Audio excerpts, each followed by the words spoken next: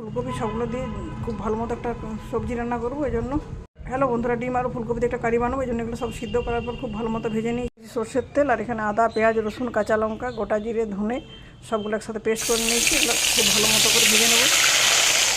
1 চামচ হলুদ আর 1 চামচ কাশ্মীরি লাল লঙ্কার গুঁড়ো কালারের জন্য সেটা খুব ভালো মতো কষিয়ে নিচ্ছি। ভালো মতো কষানো হয়ে গেছে। এরপর ভেজে রাখা সমস্ত উপকরণ এখানে দিয়ে কিছুক্ষণ নাড়াচাড়া করে কষিয়ে নিয়ে অ্যাড করে দেবো সামান্য একটু জল।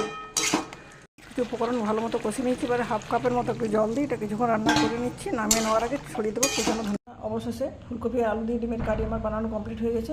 রেসিপিটি কেমন লাগলো কমেন্ট করে জানাবেন। ভালো লাগলে লাইক শেয়ার করতে ভুলবেন না। আর বন্ধুর উপরে যে ধনে পাতা আর একটু গরম মশলার গুঁড়ো ছড়িয়ে দিয়েছি। তারপর ঢেকে দেবো। গরম গরম সার্ভ করবো ভাতের সাথে। আপনি চাইলে রুটির সাথেও খেতে পারেন। ফুলকপি সবগুলো দিয়ে খুব ভালো মতো একটা সবজি রান্না করবো। এই জন্য হ্যালো বন্ধুরা, ডিম আর ফুলকপি দিয়ে একটা কারি বানাবো। এই জন্য এগুলো সব সিদ্ধ করার পর খুব ভালো মতো ভেজে নিই। সর্ষের তেল আর এখানে আদা, পেঁয়াজ, রসুন, কাঁচা লঙ্কা, গোটা জিরে, ধনে সবগুলো একসাথে পেস্ট করে নিয়েছি। এগুলো খুব ভালো মতো করে ভেজে নেবো।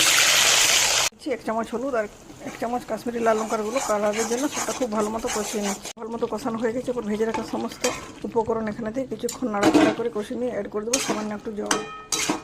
কিছু উপকরণ ভালো মতো কষিয়ে নিচ্ছি। এবারে হাফ কাপের মতো একটু জল দিয়ে এটা কিছুক্ষণ রান্না করে নিচ্ছি। নামিয়ে নেওয়ার আগে ছড়িয়ে দেবো কুচানো ধনে। অবশেষে ফুলকপি আলু দিয়ে ডিমের কারি আমার বানানো কমপ্লিট হয়ে গেছে। রেসিপিটি কেমন লাগলো কমেন্ট করে জানাবেন। ভালো লাগলে লাইক শেয়ার করতে ভুলবেন না। আর বন্ধুর উপরে যে ধনে পাতা আর একটু গরম মশলার গুঁড়ো ছড়িয়ে দিয়েছি। তারপর ঢেকে দেবো। গরম গরম সার্ভ করবো ভাতের সাথে। আপনি চাইলে রুটির সাথেও খেতে পারেন।